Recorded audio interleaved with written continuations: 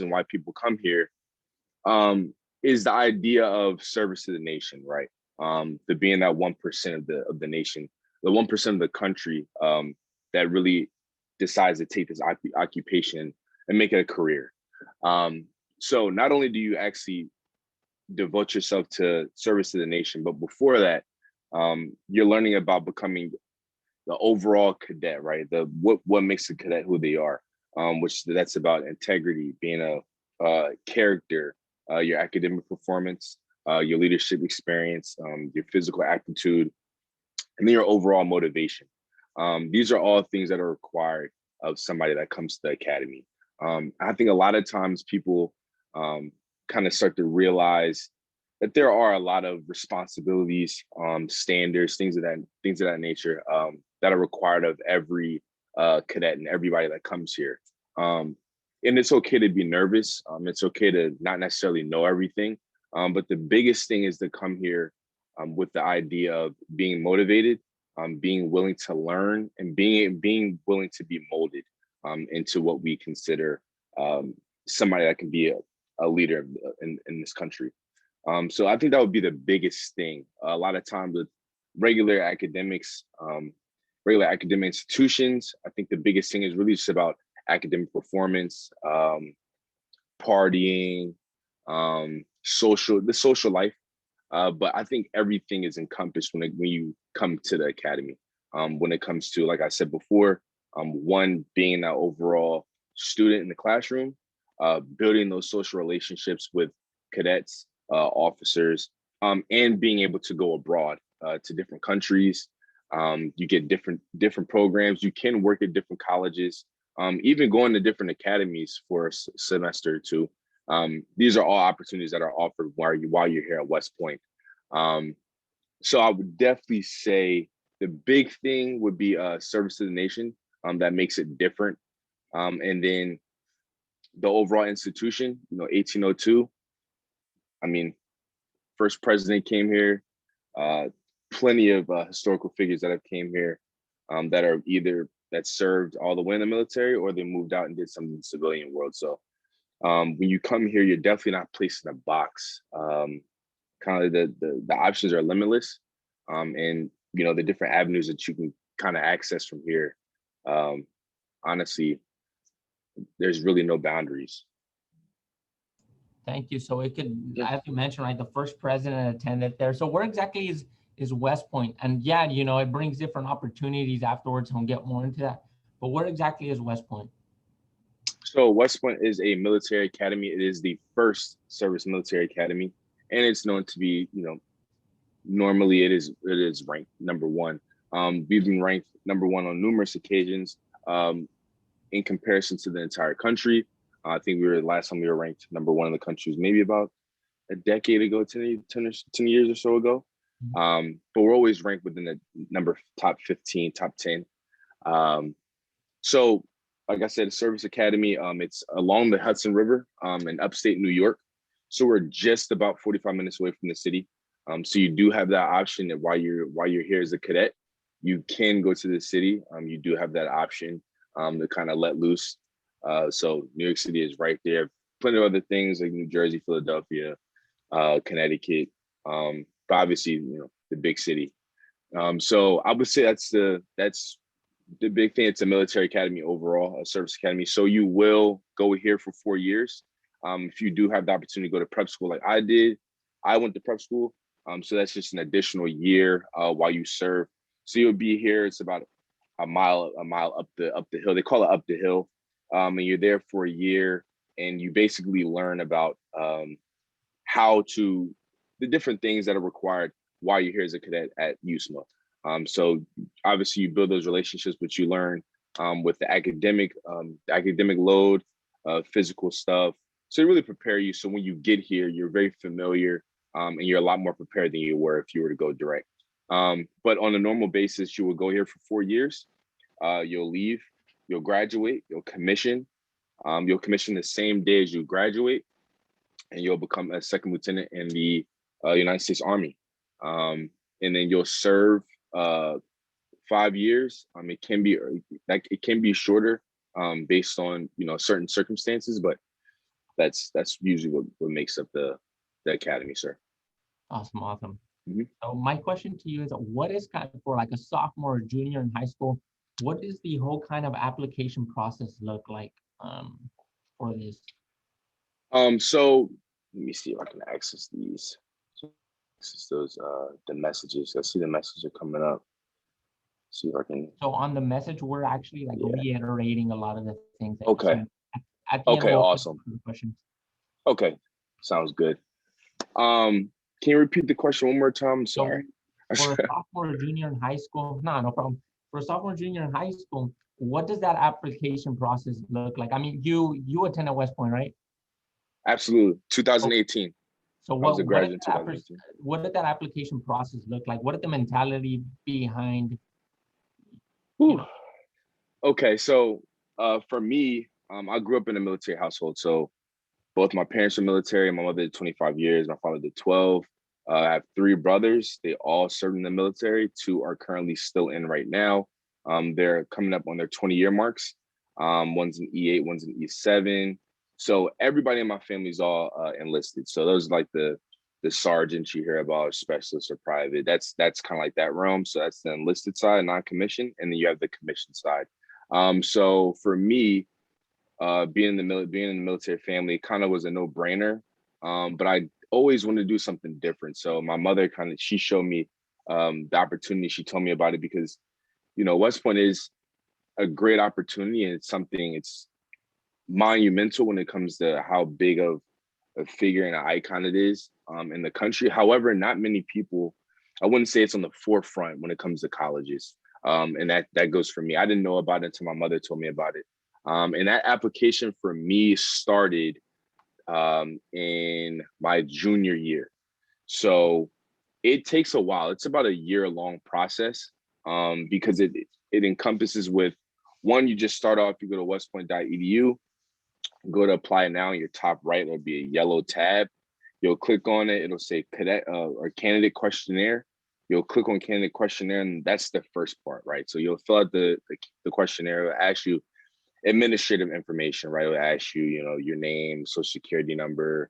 It'll ask you about leadership, what you've done in high school or prior to. It'll ask you about your GPA, maybe PSAT if you've completed those already, any standardized testing along with that. So it kind of just gives you the basis, right? And from there, they'll access your portal. So that it's called a portal, and the portal basically includes your application. So your application is going to include a multitude of different things. But the biggest things are going to be, and it's going to, like I said, it's going to take about a year or so. But based on the competitiveness behind the numbers that are within your application, that'll access more in your portal. So like right now, I'm working on giving out letters of assurance to a lot of my candidates that are applying right now. A letter of assurance it's basically a conditional letter saying, we want to give you an appointment to West Point based on what you've completed now. Now we're kind of giving you that push to, hey, this is us telling you that we're willing to sponsor and give you this appointment. However, I want you to finish out the rest of the application so we know for a fact that we can give you that appointment. So academics, your physical performance with the cadet fitness assessment, like I said, leadership, which is going to be in school activities or out of school activities or extracurricular activities, I may say. And then also seeing what you do and what was your purpose or role in all of these groups and activities and hobbies that you're a part of. When it comes to sports, we're looking at varsity letters. We're looking at captains or co-captains, or if you are freshman varsity, sophomore varsity, things of that nature. That's kind of like what we're looking at. As well as if you were in, karate or jujitsu, those are all things that should be included as well. You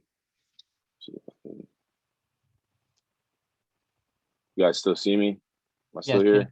So those leadership positions, I hear you're kind of talking, those are important, right? Yeah, absolutely. Very important. So isn't there, don't you have to get like a letter from your representative and stuff like that as well?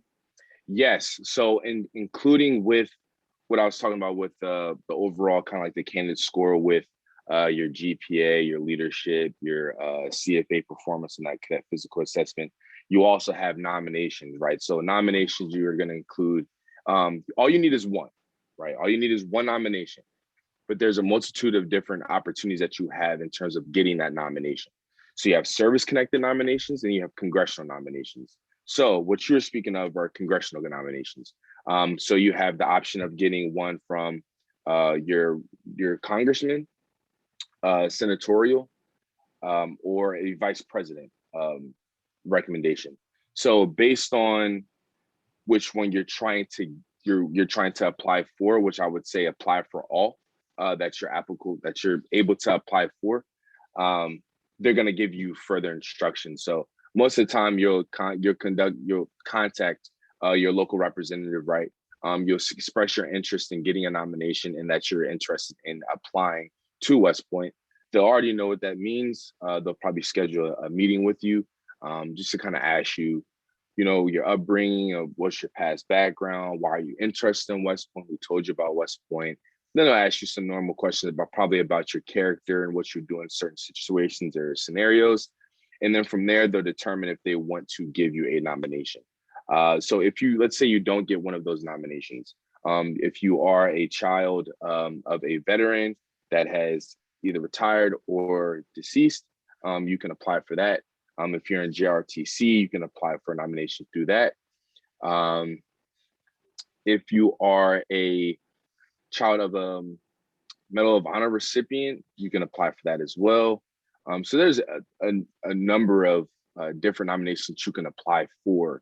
And with that, I always tell my candidates and those that are apply for all that you can.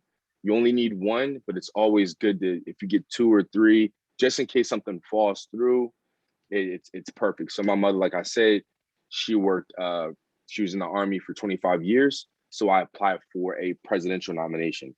I was blessed to receive that nomination, as well as my nomination from my local congressman. So with that being said, I had two nominations. However, because I had two nominations, I was basically a short shot with that aspect of the application. So they were able to take one of my nominations and give that to another potential candidate that was trying to get into West Point, so that he had the same opportunity. But at the same time, like I said, it's always good to apply for multiple, because as long as you have one, you never know what can happen with one of them, or so on and so forth. So right. So when it comes also to the application process, I'm aware that there's also an interview at some point. Yes. Can you talk to us a little bit about that? So the interview is I would say 12 questions. I wish I could access my AMS. I would kind of tell you what some of the questions involve. But your interview, let's see if I can find something for you.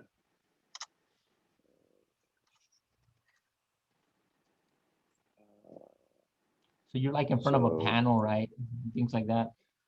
So that, I would say, okay, so based on my experience, I only went through a panel with my congressional nomination. So when I spoke with my local congressman, I had one where I spoke to two representatives, and I was for my senator. And then for my congressman, it was a panel. So it was about, I would say, 4 or 5 people, and it was like a round table. It's a little intimidating, but it didn't ask me anything out of the ordinary. As long as you're yourself, that's kind of like the biggest thing, is just to be yourself. With the actual, there's another interview that you need to conduct with your application, right? So it'll be, I'm trying to see if I can find, I know I have something on there. Access it right really quick. It would be super, okay, here we go. Interviews. And I'll ask you a quick question while you're looking that up. So I know you mentioned your mother was, she spent 25 years in the military. What about for students who don't have, military background? Do you see a lot of those, applicants? Absolutely. Absolutely. It's honestly, it really doesn't matter. It can be a plus, I would say, if you have prior military experience, because I kind of knew, the yes sir, no sir, and moving with a purpose, being timely. So being on time, having some sort of discipline. a lot of kids come here with hair to their shoulders. It'd be guys hair to their shoulders, Hawaii, super laid back, not used to, haircuts or rules but it doesn't matter at all. It's really about your motivation of what you want to do. So once you get here, you'll understand what's expected, all the expectations. We'll basically brief you on what's required of you. We'll explain to you how it can be tough in your freshman year and how it can get tougher, as you go. But it's really about, one, not quitting, and two, understanding your why you're here and what you're doing it for, and never forgetting that. And then three, just being able, like I said before, being able to be molded as an overall cadet and as an overall human being. Because here we create leaders of character. So with that being said, there's a lot of things that we may have that may be detrimental to us creating that overall model. So a lot of times you have to unlearn before you can relearn. So that's something that we embody here at West Point. I think I had the interview up here. Let's see.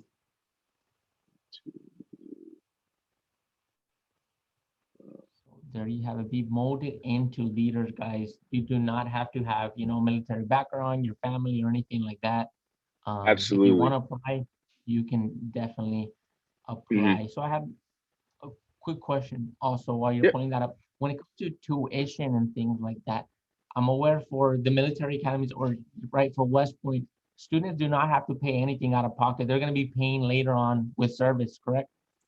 Right. So this is 100% free. Okay. You actually receive a stipend while you're here. So you receive a monthly payment. So we actually, we fund our cadets with money every month. So it increases every year while you're here. I think it starts off, I want to say either 300 as what you receive as a freshman, and it increases by $100 and $150 every year afterwards. So as your sophomore, your junior, your senior, so it increases consistently. But everything is provided here. You have top-notch education. We have the #1 engineering program in the country. We have plenty of med students that leave here. We have guys that go to Oxford. We have a scholarship program that we give out every year, a multitude of different scholarships. So if you're interested in getting your doctorates or graduates following West Point right after graduation, that's possible.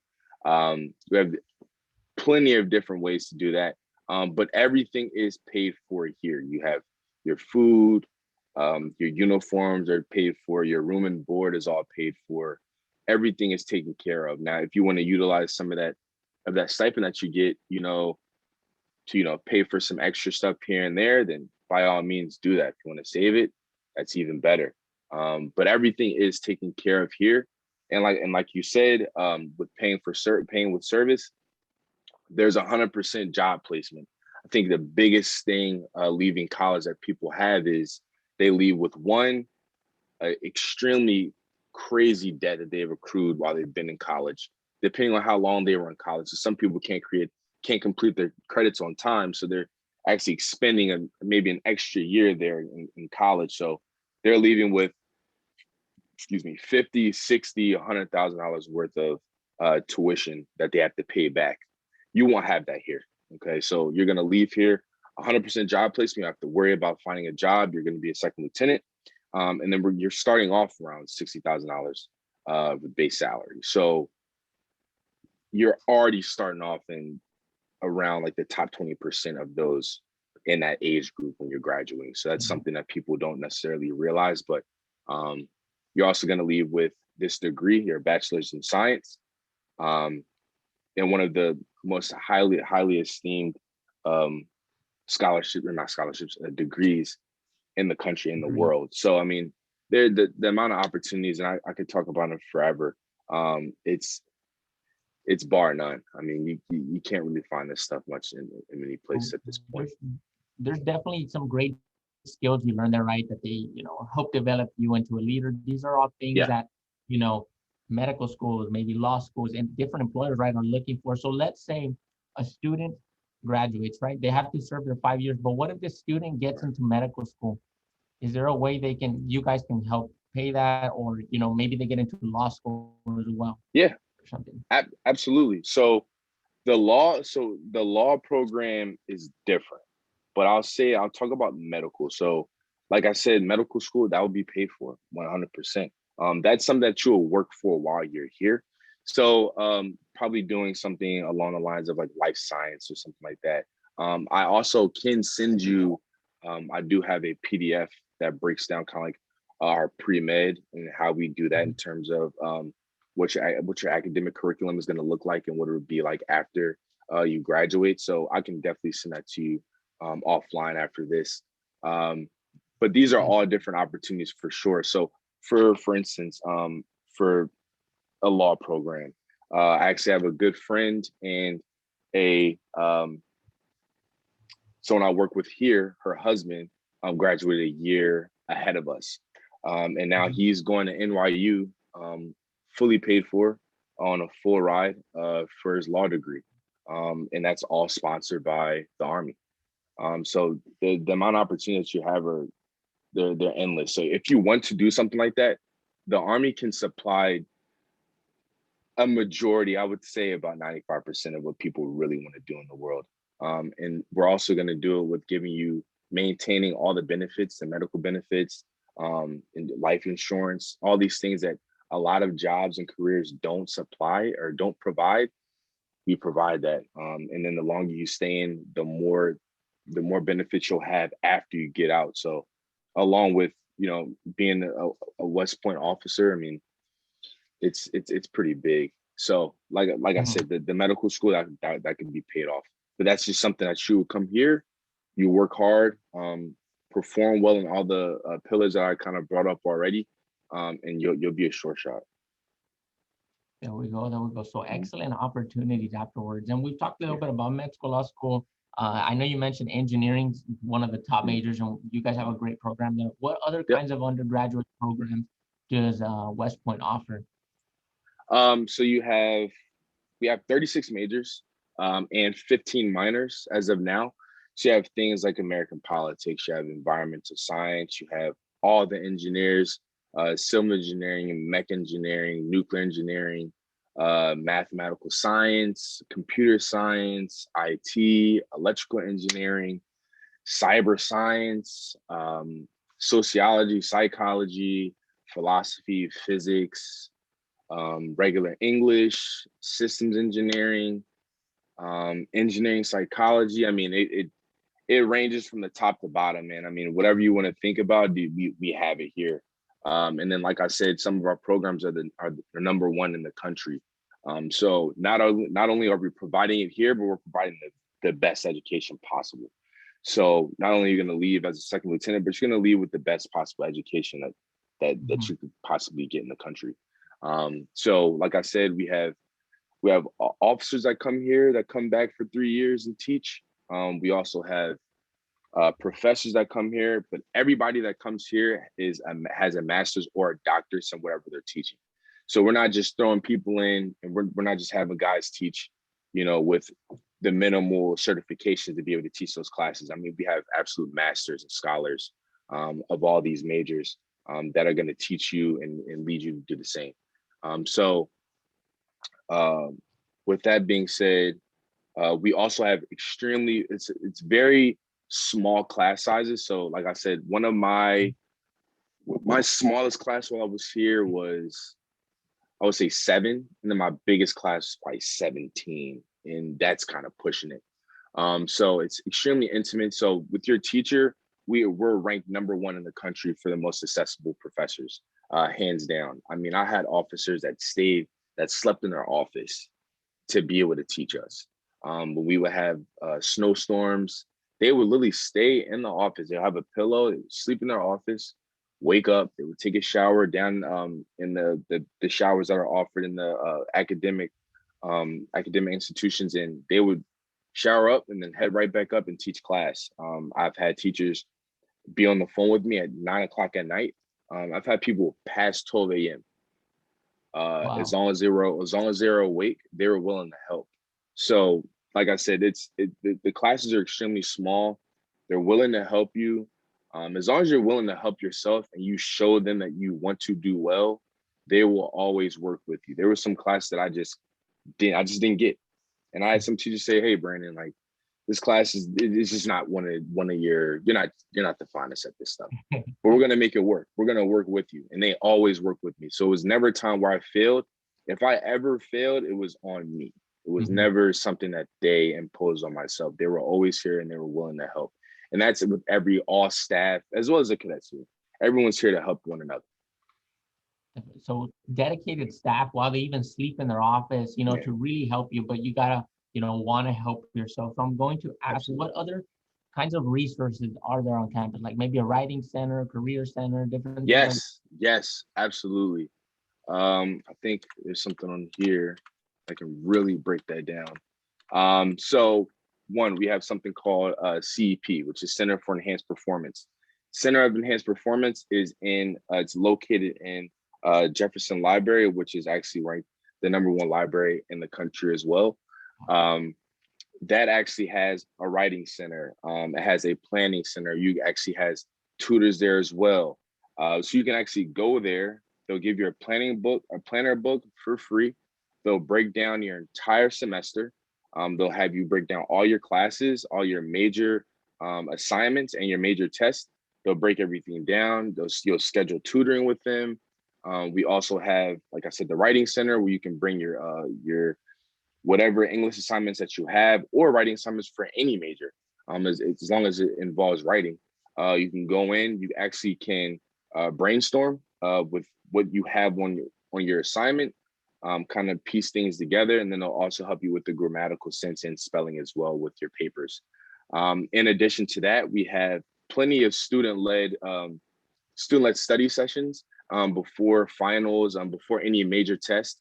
Usually we kind of know historically the major test across the board, especially for core classes that everyone has to take. So we'll have student-led classes actually in the academic building, and they'll pick a time. They'll designate rooms for specific classes, and they'll sit down and they'll literally just brief you. They'll tell you about whatever problems that you have or major question that you have for the test, or just something that you just don't necessarily understand. They'll break it down for you. So you have things like faculty that's going to help you. You have a designated center that's going to help you for all additional staff that's actually specifically here to help you. And then you also have the students. In addition to academic help, we also have within the Center of Enhanced Performance in Jefferson Hall, or in Jefferson Library, excuse me. We have a place where you actually can come if you're extremely stressed. We have these things called pods you can actually sit in. It's been scientifically proven to relieve stress. We have things from top to bottom with that as well, with the additional help, along with just regular hobbies and groups. We have plenty of different groups. We have a culture affairs seminar, which is for the diversity. So for Native Americans, Blacks, Hispanics, something that we kind of can come together. We have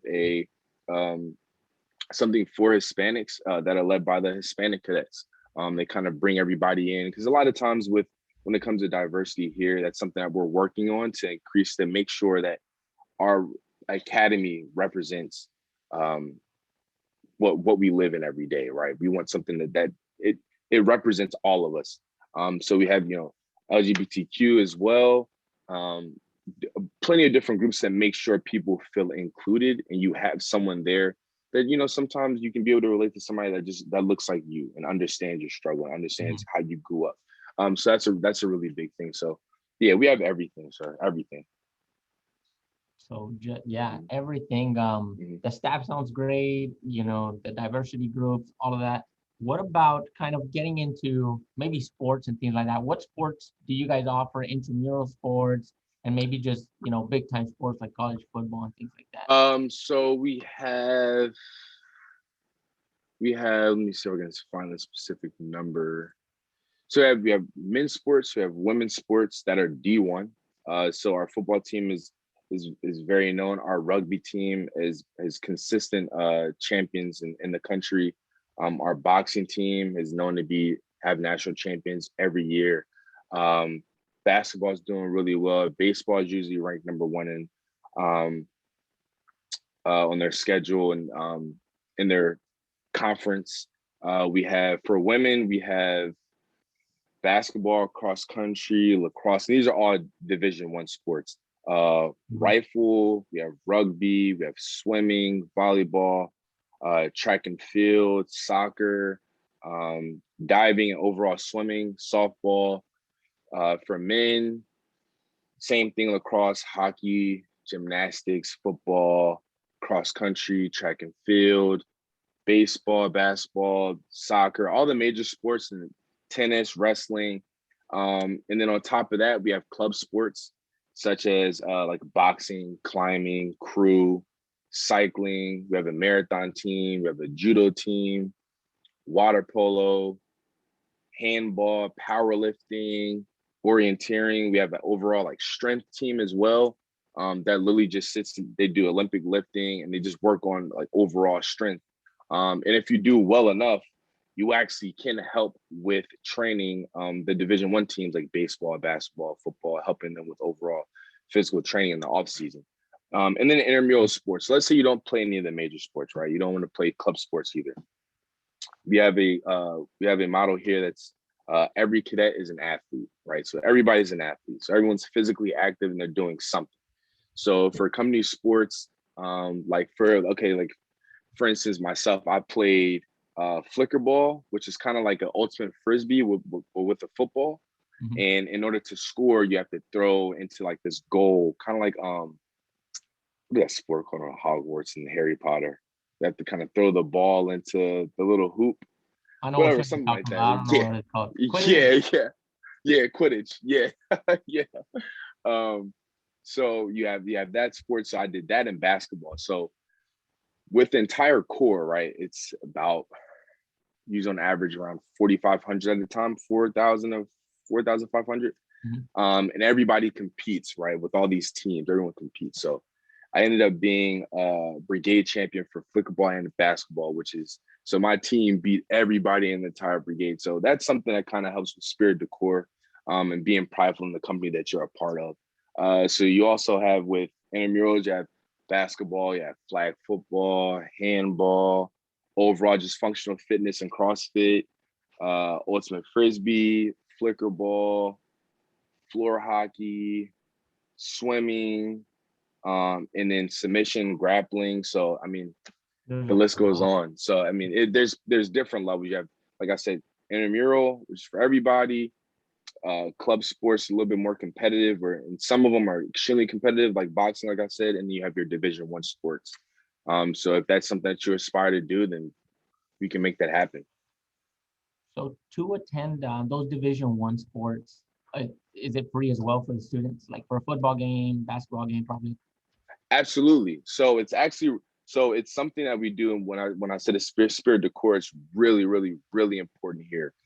Because before you can be proud, to put on that uniform, be proud to be in the Army, it's also being proud to be a West Point cadet as well. So we foster that while we're here, being proud of what you're wearing, being proud of what you're a part of, because it's not many people that do this. It's not that many people that can do this. So it's really, really important to be proud of that. So everything is paid for. And when you go and support for football, every Saturday, every home game, the stadium is packed. The entire corps comes out and supports, unless they have anything that's any other demands or responsibilities that they have to go take care of that maybe outside of the state or something, maybe in another country. But everyone else is going to be up at the football stadium supporting the football team. Every home game is free. You can come in uniform, you can come in spirit de corps gear, stuff that just kind of has West Point stuff. You want to come with a crazy hat, crazy pants, crazy kicks. I mean, you can wear whatever, just be proud of, of the team that you're rooting for. But yeah, all the D1 sports are all available to go support. So you can go support track and field, you can go support football, basketball, softball. We have a really big thing. We have tailgates. When I was a cadet, that was a big thing. We had tailgates, and we would come down, and everybody would just barbecue, and we would go out there and support the team. So you mentioned something kind of interesting right now. So you said something about bringing kind of that pride or that to your company. So while you're Right. there, you're split up into groups like companies and things like that as well. Yep. Yep. Okay. So that's kind of that's basically it's a parallel to the Army as well. Mhm. So when you leave, you'll be a platoon leader, right? So you'd be in charge of around, I would say, in most branches, it would be between 30 to 45 people. So like for me, I was taking care of 43 soldiers at a time. So while you're here, everybody is placed in the company. So you have 4 regiments, and then within every regiment, you have 9 companies, and then a HQ. So within those companies, it's around 120 cadets, and then within these companies, you have 4 platoons, and then that kind of breaks it down to about 30 per platoon. So it's a numbers game, but it's all supposed to kind of bring down. So every regiment of those 4 regiments in the Corps, they all have some sort of mascot or what they represent, and then under the regiments you have the companies and the battalions that represent. So you have, it gets confusing, but I'll say this to Right. keep it simple. Each portion and each group that you're a part of, there is a representation that represents you guys as one. So that's the biggest thing. Overall, it's being prideful and being proud of what you're a part of, but you being a part of something. So you're never by yourself. And that's Mhm. the biggest thing. You're never by yourself. You always have somebody there to support you and someone to rely on. And that's the biggest thing that West Point tries to focus on when it comes to having these teams and these mascots and being proud and such. Because it's crazy because we'll have all the mascots and they'll do races during the football games. During halftime, they'll kind of race and grab stuff, and so they'll bring all the mascots out, and everybody kind of roots for their group. But you're always a part of something. That's the biggest thing. I think everyone wants to be a part of something, and some people, unfortunately, don't get that opportunity. But you have more than enough opportunities to do that here while you're at West Point. So I think that's great. Yeah, a lot of the times, students, basically college will be what you make of it. So if you decide to stay in your dorm room, then that's what's going to happen. But that's why we Yeah. tell our students, go out there, put yourself out there. But here at West Point, you kind of already walk into a family or into a group, which is pretty neat. Another thing that I'm going to mention, once you graduate, I think you say you'd be commissioned as a second lieutenant, right? Mhm. So what is the difference between being a lieutenant or a commissioned officer and being just an enlisted person right out of high school? Okay, so one, the education difference, right? So in order to be a commissioned officer, you do have to have a bachelor's or higher to get the opportunity to commission. Um, Overall, West Point commissions about 20 to 25% of the overall officer population that goes into the Army.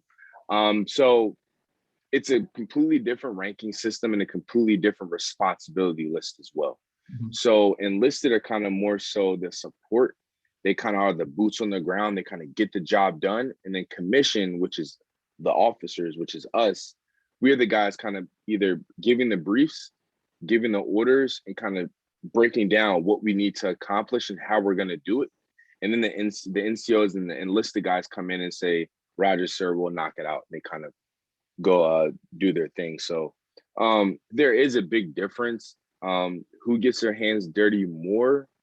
Definitely say the enlisted guys. Like I said, those guys that boots on the ground that are kind of carrying out the orders that the officers are giving out. So who salutes? The enlisted. The enlisted will salute us. But there's always a line of mutual respect regardless. We both understand our roles and understand that respect needs to be there regardless, especially if you want to have a good leader, you want them to be respectful. And if you want to be a good follower and someone that's going to carry out your orders the best way they possibly can, you need to respect them. So like I said, it's definitely a difference, kind of a big difference, but overall it still doesn't change how we feel about one another and how important each element is to kind of complete the whole mission. So there's still that respect definitely. But Mhm. one of the things that is just appealing, right? I would say as an officer, if you want to make decisions, you want to be a leader and lead others. then for sure this would be something great for you guys. I don't know the question. Absolutely. So what, and this will be my last question for you, and then we'll open it up for questions, guys. So if you want to start dropping your questions in the chat box. So what is your favorite tradition at West Point? Oh man, favorite tradition. Honestly, the biggest tradition, I wish I could show photos, is Army Navy. Army Navy is hands down the biggest thing. It's one of the biggest traditions in the country. I mean, you have plenty of shows on it. I think NBC does a special on it every year. HBO has done a special. Showtime has done a special on Army Navy. I mean, it's been around for years. I mean, it's the only game played that day. The only college football game played that day every year. The president comes, either flips the coin, or the vice president comes, or both, depending on what goes on. While I was there, President President Obama came. President Trump was there as well. Both vice presidents were there. Chief secretary. It everybody comes to these games, and it's one of the biggest traditions and biggest rivalries that we know today. So I love being a part of that. So I was a part of the football team, so it was really awesome being on the field every year and just seeing everything. I think it's super dope. Nike specializes uniforms and gear for us every year, specifically for Army Navy. We have this thing called Navy Week, where it's basically just all spirit decor just the entire week before the actual game, where everybody's, the Navy guys actually come here and spend a semester here.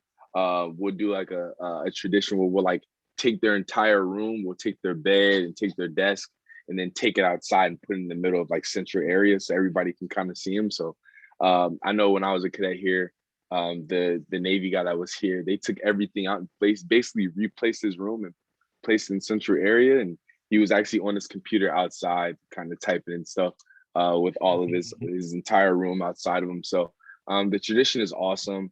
The spirit is even better, and then this is kind of like where you get to connect with the guys that have graduated. So the old grads like myself, we get to come back, and we always have something in common with the cadets. So this is kind of like the time you come back, you speak to them. How's everything doing? What's changed?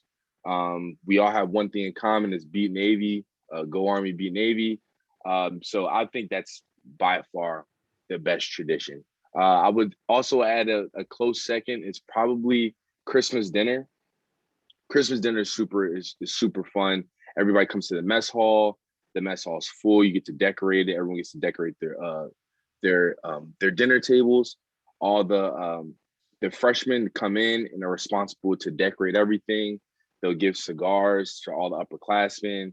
And then once the dinner is done and the dinner is complete, everyone sings, and then we come out to the front and right in front of the Washington Monument and the Washington Steps, right in front of the mess hall, and everyone gets to smoke their cigars. So that's like everyone takes photos. Everyone can like wear some type of spirit shirt under their full dress, so they'll unbutton their full dress and kind of have some type of message under. People take plenty of photos, but that's something that happens every year. So tradition is really big here. And everybody is super prideful and just loves to show off, what we do here and the things that, we won't forget. These photos, you'll never forget. You'll have them when you're old and gray, and you'll also have the memories. So it's once in a lifetime. Those sound great. Yeah. Super cool. Guys, let me see. Oh, we have a question coming in and drop it. So is there physical training like the ones we see in the movies, like mountain climbing or holding your breath in the pool for a certain amount of time? So are you? So survival swimming is one that's in the curriculum. As a student, you'll be here. So let's say you don't know how to swim. Don't worry about it. We'll take care of you. We'll make sure you learn how to swim. I have plenty of friends. I think at 7 guys I came in here with, I think 5 or 6 of them, I think I was the only one that actually knew how to swim before getting here. So they'll definitely they'll spend a whole year. Let's say you're still struggling with it. then you'll take the class during the summer. And they'll really focus and help you as much as you need when it comes to swimming. So let's say if you want to do that, you have swimming class. If you wanted to do a competitive Maya, which is like a military school, let's say you wanted to do combat dive, which is a military school. That's something that would you see in the movies where they go underwater and have to like hold their breath and all that stuff. That's a volunteer. That's a voluntary. Like if you want to go and compete for that badge, then by all means go get after it. You can do that. But when it comes to like the physical requirements, there are physical requirements such as just learning how to swim and being effective, and that's something that will help you do while you're here. That's neat. There you go, Miss Daisy. Thanks for asking that question. So input in the curriculum, that's pretty cool. I'm gonna say we have a quick question here. Is there a biology major? And I believe there is, right? So yeah, there is. Yeah, I know. Emanuela, I know you want to go into medical school. We talked about that earlier. So that is definitely something you can pursue and you know, even get paid for. What is the cadet basic training like? How would I explain it? It's a learning experience all the way around. So it's about 6 or 7 weeks. You'll come in, it'll be about 1,200 of you guys. You'll start off and you just learn from the basics, right? And this is like what I'm telling you, this is where you unlearn everything you unlearn. So whatever you learned before, they'll kind of break all that stuff down and then kind of build you back up to what we want you to be in terms of a leader of character. So you'll learn, they'll teach you physical fitness. They'll tell you all the basics on how to be a soldier overall. When it comes to just learning the basics about, let's say, marksmanship, like how to shoot a weapon. When it comes to small unit tactics, how to just overall being a soldier. And then when it comes to customs and courtesies, you know, standing at attention, standing at parade rest, yes ma'am, no ma'am, yes sir, no sir.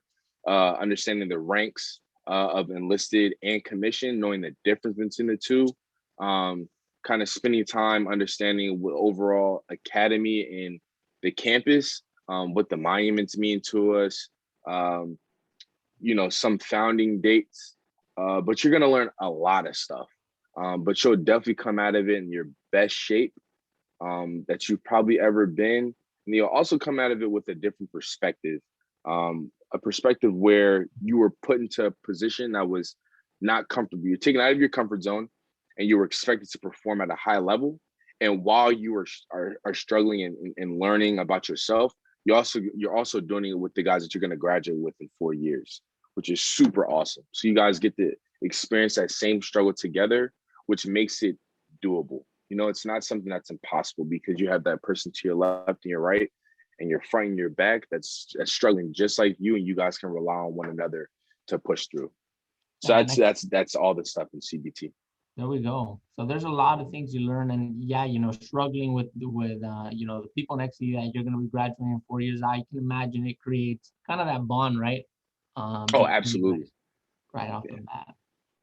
All right. What is the cadet leader development system like? So it's basically a model from the Army, right? So everybody has a responsibility while you're at West Point during the school year. And that's kind of like where you get your military grade from. So you can be a platoon leader, you can be a company commander, you can be a team leader, you could be a squad leader, or you could be something in terms of in your HQ area, which is like activities officer, which is like somebody that's in charge of, you know, barbecues, someone that's in charge of your company store. Like every company has like a store within it that like sells sweets or like ice cream or Gatorades or water. If you're in charge of that, so you kind of talk to your company, like, hey, what do you guys like for snacks? Then I'll go buy them and kind of supply them in the store. That's something I did.